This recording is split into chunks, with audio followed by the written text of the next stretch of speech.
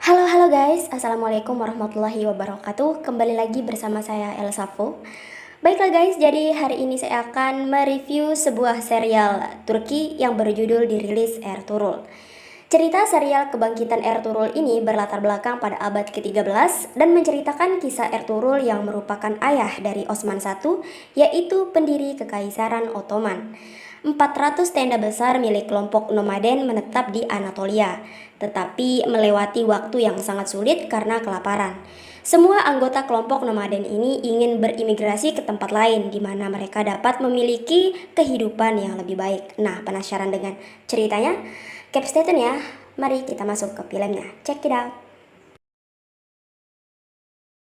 Cerita drama Dirilis Ertuğrul ini berlatar belakang pada tahun 1225 Masehi, di mana film ini menceritakan seorang pemuda pemberani yang memiliki iman yang kuat kepada Allah Subhanahu wa taala. Dan pemuda pemberani ini juga memiliki hobi berburu. Pemuda ini bernama Ertuğrul, yaitu ayah dari Osman I, pendiri Kesultanan Utsmaniyah atau Kerajaan Ottoman. Ertuğrul adalah anak dari Sulaiman Shah yang merupakan pemimpin dari suku Kai. Suku Kai adalah suku nomaden yang dalam artian suka berpindah-pindah tempat atau suka bermigrasi ke tempat lain. Saat itu suku Kai dikisahkan sedang mengalami kesulitan kelaparan sehingga semua rakyat menginginkan untuk bermigrasi agar kehidupan mereka lebih baik. Akan tetapi, Sulaiman Shah selaku pemimpin belum juga memberikan keputusan kemana mereka akan pergi. Karena beliau tidak ingin mengambil keputusan yang gegabah dan mempertimbangkan segala akibatnya. Nah, karena alasan ini, rakyat suku Kai kesal dan mereka mempertanyakan kepemimpinan Sulaiman Shah yang kurang tegas dan lamban dalam mengambil keputusan. Bahkan anak tertua Sulaiman Shah yang memiliki sifat sangat ambisius yang bernama Gundogdu dan istrinya Selcan Hatun mulai kesal juga karena kelambanan keputusan ayahnya.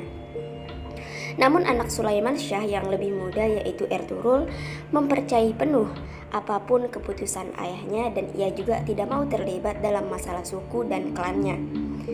Kemudian Sin beralih ke Gunung Amanos, yaitu benteng pasukan Templar atau Crusader. Seorang komandan yang bernama Titus dan atasannya sedang membicarakan tawanan yang mereka tangkap, di mana mereka bekerja sama dengan gubernur Seljuk yang bernama Karatoygar. Titus dan atasannya merencanakan agar Karatoygar bisa bekerja di istana dan menjadi seorang kepercayaan Sultan Alaeddin dari Seljuk Empire. Mereka menginginkan istana Seljuk menjadi lemah sehingga mereka bisa memecah belah umat Islam dan mengumpulkan pasukan Templar dari sisi barat dan memanfaatkan pecah belahnya umat Islam untuk merebut Yerusalem. Saat itu Ertuğrul dengan ketiga alpernya atau kesatrianya sedang berburu, sementara para tawanan berhasil kabur. Namun ketika melarikan diri, ayah dari tawanan itu terkena panah dan terjatuh. Kemudian ketika Ertuğrul hendak memanah seekor kijang buruannya, tiba-tiba Ertuğrul mendengar jeritan yang tidak jauh dari tempat ia berburu. Ertuğrul pun segera mencari arah jeritan itu berada. Dan benar saja, Ertuğrul melihat para tawanan di mana seorang ayah yang sedang ditawan dengan pedang di lehernya, lalu seorang wanita cantik yang digeletakkan paksa di tanah. Akhirnya Ertuğrul tanpa berpikir panjang menghunuskan pedangnya dengan menyebut nama Allah untuk menyelamatkan tawanan-tawanan itu dari pasukan Templar tersebut. Tidak lama setelah itu, tiga kesatrianya pun, Bamsi, Turgut, dan Dogan, ikut membantunya membunuh seluruh pasukan Templar tersebut, termasuk ketua pasukan Templar yang bernama Bisol. Bisol ini adalah adik dari komandan pasukan Templar yang bernama Titus. Melihat tawanan yang terluka, Ertuğrul akhirnya segera membantu mereka. Di sana terlihat Ertuğrul seperti ada ketertarikan terhadap wanita cantik tawanan itu.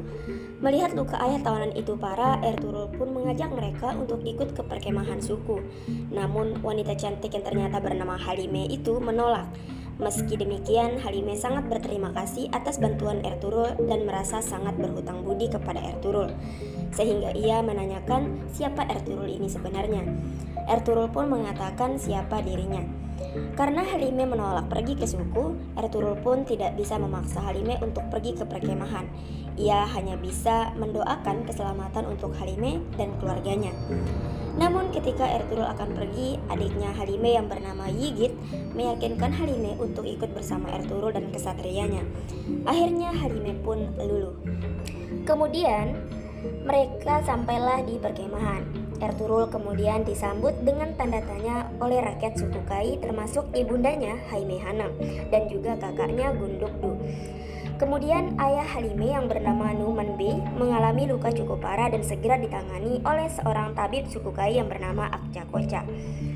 Ternyata lukanya yang cukup parah berhasil diberikan pertolongan pertama oleh Ertugrul di hutan tadi. Lalu Halime sangat berterima kasih kepada Ertugrul atas bantuannya. Akan tetapi ada sesuatu yang mengganggu pikiran Ertugrul, yaitu insiden yang terjadi di hutan tadi. Sehingga ia menanyakan kepada Halime mengapa, kenapa, dan akan dibawa kemana Halime dan keluarganya oleh pasukan Templar tadi.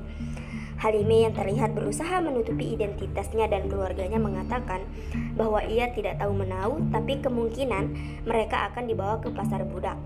Halime di sini mengaku bahwa ayahnya adalah seorang saudagar yang tertangkap di Mediterania. Singkatnya, ketika makan malam keluarga, Ertugrul lalu ditanya oleh ayahnya mengenai buruannya. Di sini maksud buruannya yaitu Halime dan keluarganya. Lalu Ertugrul menjelaskan bahwa ia hanya berusaha menolong orang lemah yang ditawan dan disiksa oleh pasukan Templar. Kemudian kakak Ertugrul Gundukdu berkata bahwa Halime dan kakaknya kemungkinan dari kerajaan Antiochia, karena pasukan Templar biasanya tidak membawa tawanan melewati wilayah Seljuk kecuali jika memiliki kesepakatan.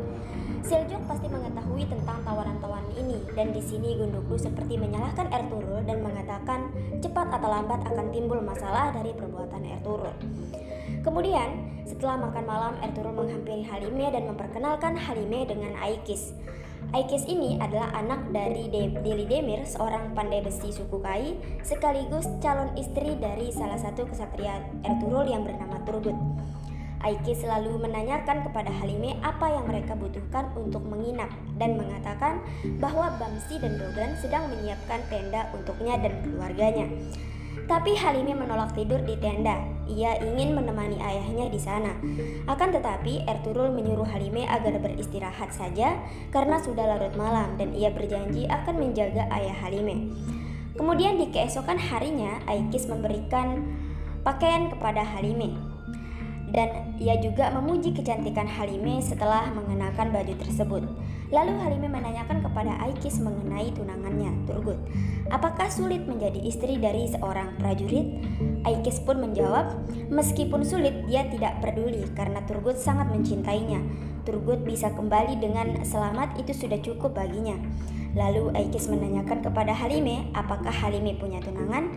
Namun Halime mengatakan bahwa setelah ibunya meninggal, ia menjadi ibu bagi adiknya dan selalu menemani ayahnya kemanapun dia pergi.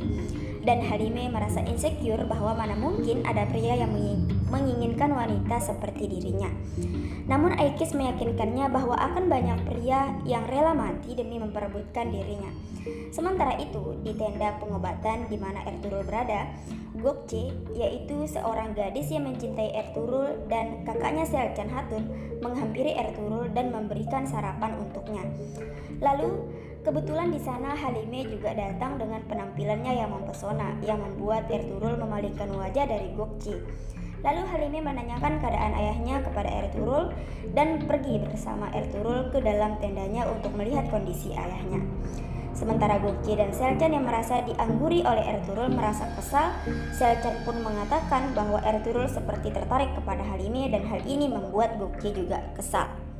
Kemudian, di sisi lain, Ertugrul bertanya kembali kepada Halime siapakah prajurit Templar sebenarnya. Halime kemudian menjelaskan bahwa pasukan Templar adalah orang-orang yang sangat kuat dan kejam, dan mereka memiliki tujuan untuk merebut Yerusalem. Ketika Ertugrul dan Halime keluar dari tenda, mereka berpapasan dengan Haime Hanum, yaitu ibunda dari Ertugrul. Haime Hanum terlihat terkejut dan curiga melihat dua sejoli itu yang keluar dari tenda bersamaan. Ertugrul pun segera memperkenalkan Halime kepada Haime Hanum, dan ibu Haime pun menyambut Halime dengan hangat dan ramah tamah. Kemudian di tenda suku Kai sedang diadakannya pertemuan para bey untuk membahas terkait lokasi migrasi mereka selanjutnya. Gundukdu menyarankan bahwa Aleppo lah tempat tinggal mereka selanjutnya. karena penguasa wilayah Aleppo yaitu Sultan Al-Aziz sedang membutuhkan pasukan untuk melawan pasukan Templar. Gundukdu menyarankan bahwa suku Kai bisa memberinya prajurit dan juga persenjataan untuk Al-Aziz sebagai ganti tanah yang diberikan Al-Aziz kepada mereka nantinya. Akhirnya negosiasi dalam musyawarah tersebut disetujui oleh Sulaiman Syah. Akan tetapi ketika musyawarah masih berlangsung, Karatoegar tiba-tiba datang ke perkemahan suku Kai bertemu langsung dengan Sulaiman Syah. Ia memberitahu bahwa ada beberapa orang dari suku Kai yang menghina kehormatan Kesultanan Seljuk. Sulaiman Syah pun menjawab, kehormatan Sultan adalah kehormatan suku Kai juga. Lalu Sulaiman Syah melanjutkan apa yang telah mereka lakukan hingga telah menghina Sultan Alauddin dan komandannya. Karatoegar kemudian menjawab bahwa mereka telah membunuh utusan dan membantai kesatria mereka dan juga telah menculik 3 tawanan untuk Sultan sebagai hadiah. Karatoegar juga meminta ketiga tawanan tersebut untuk dikembalikan. Namun Sulaiman Syah yaitu seorang pemimpin yang sangat menjunjung tinggi tradisi mereka tidak akan pernah menyerahkan tamu mereka, terlebih lagi tamu mereka sedang terluka.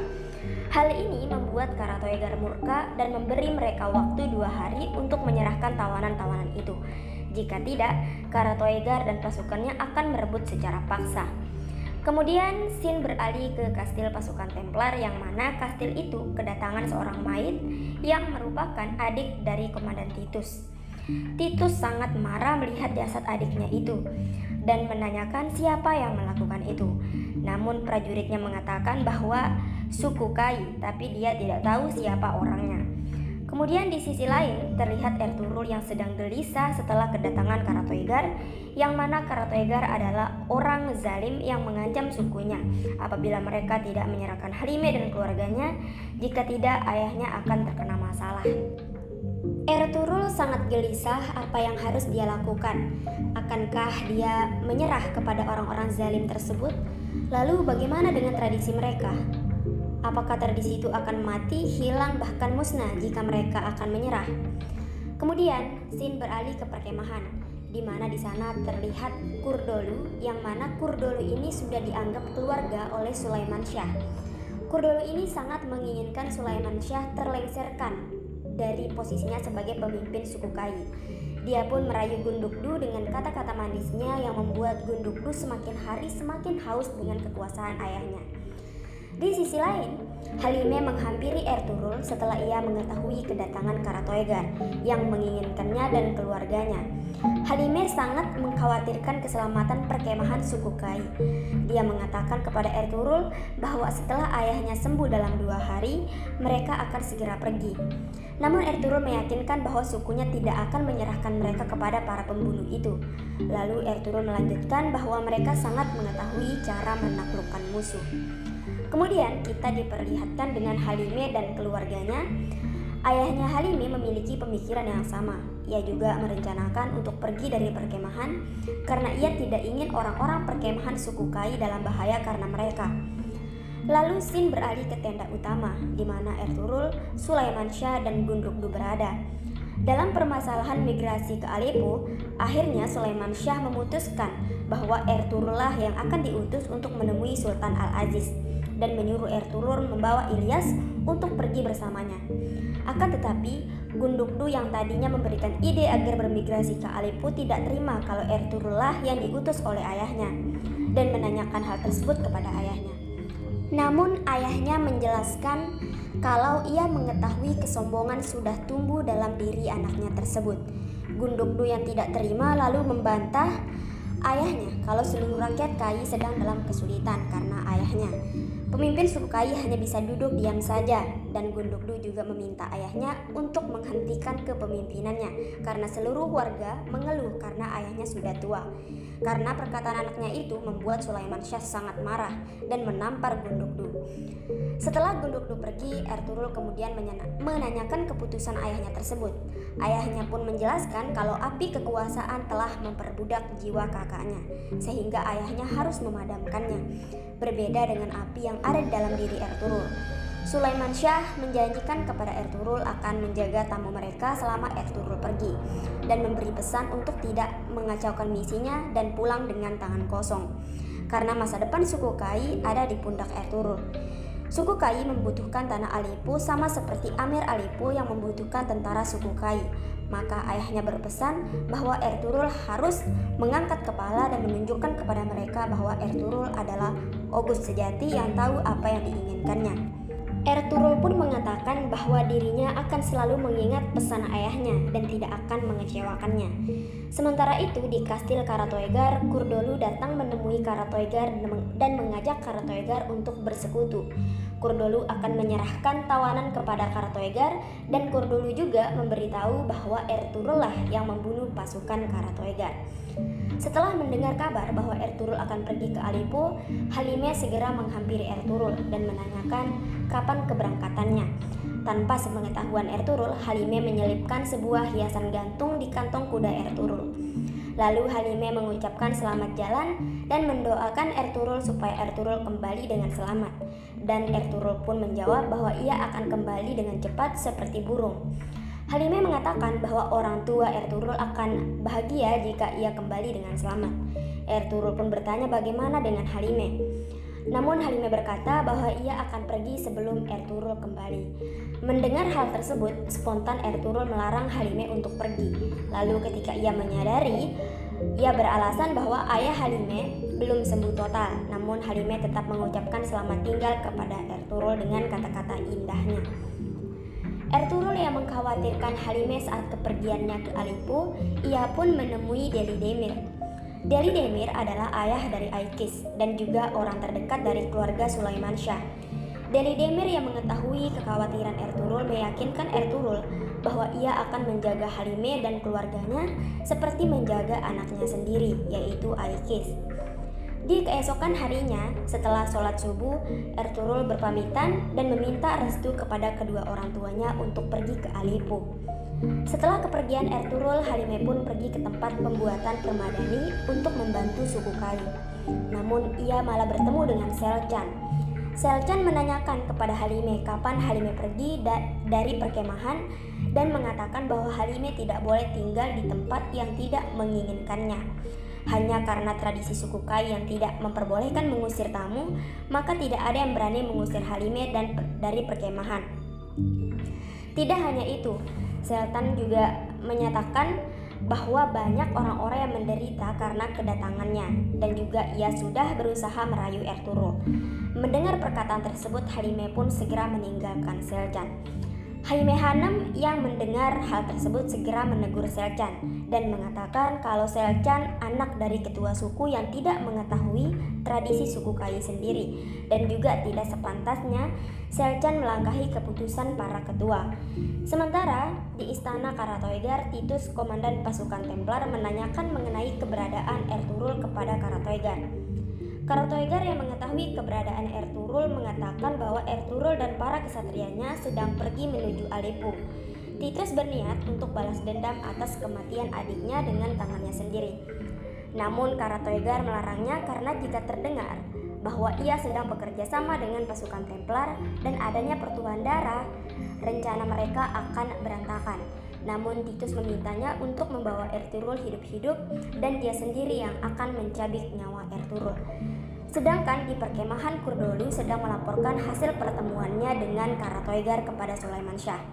Tidak lama kemudian, Akçakoca datang, yaitu seorang dokter di suku Kai. Sulaiman Shah pun langsung mengakhiri pertemuan tersebut dan mempersilahkan Akçakoca untuk menuju ke ruangannya. Karena penasaran, Kurdolu pun menguping percakapan antara Akçakoca dan Sulaiman Shah bahwa Sulaiman Shah sedang sakit bisul yang dapat menyebabkan kematian, yang mana hal tersebut merupakan kelemahan Sulaiman Shah yang harusnya dirahasiakan. Setelah perbincangannya dengan Selcan, Halime kemudian segera kembali ke tendanya dan menyiapkan perbekalan untuk kepergian ia dan keluarganya. Melihat kegelisahan putrinya, Numan Bey pun berusaha menenangkan putrinya dan berkata bahwa biasanya mereka pergi setelah mereka menentukan tujuan mereka dan bertanya apa yang membuat tempat ini berbeda untuk Halime. Sementara itu, di perjalanan menuju Aleppo, Ertugrul dan kesatrianya memutuskan untuk beristirahat. Ertugrul yang sedang memeriksa kantong kudanya akhirnya menemukan hiasan gantung yang diselipkan Halime. Tanpa sadar, Ertugrul pun tersenyum. Lalu Ertugrul mengikat hiasan itu pada pedangnya. Ketika Ertugrul sedang membasuh wajahnya di sebuah danau, Ertugrul pun mendengar suara di semak-semak. Lalu ia menghampiri suara itu dan ternyata di sana ada seorang syekh dan asistennya yang sedang mengobati seekor kijang. Ertugrul pun memberi salam kepada mereka dan bertanya tentang kijang tersebut. Syekh pun menjawab kijang tersebut sedang terluka saat melarikan diri dari pemburu. Ertugrul mengaku sepertinya ialah pemburu kijang tersebut saat ia berburu lalu bertemu dengan Halime saat itu. Syekh itu mendoakan kijang indah itu agar lekas pulih. Lalu ketika Syekh itu bersiap-siap untuk melanjutkan perjalanannya, Ertugrul menanyakan siapakah nama Syekh tersebut. Syekh itu bernama Ibnu Arabi dari Andalusia. Kemudian di malam hari di perkemahan suku Kai, Halime sedang bersiap-siap untuk pergi meninggalkan perkemahan. Sedangkan Ertugrul sedang menatap bintang-bintang di langit sambil membayangkan Halime dan untayan doa-doa yang Halime berikan untuknya. Lalu terlihat Kurdolu yang sedang merencanakan penculikan terhadap Halime dan keluarganya. Dan di sekitaran Ertugrul juga ada sekelompok pasukan yang mencoba untuk membunuhnya. Nah, bagaimanakah nasib Ertugrul dan Halime? Akankah mereka selamat? Saksikan ya episode selanjutnya. Keep stay tune dan terima kasih sudah menonton.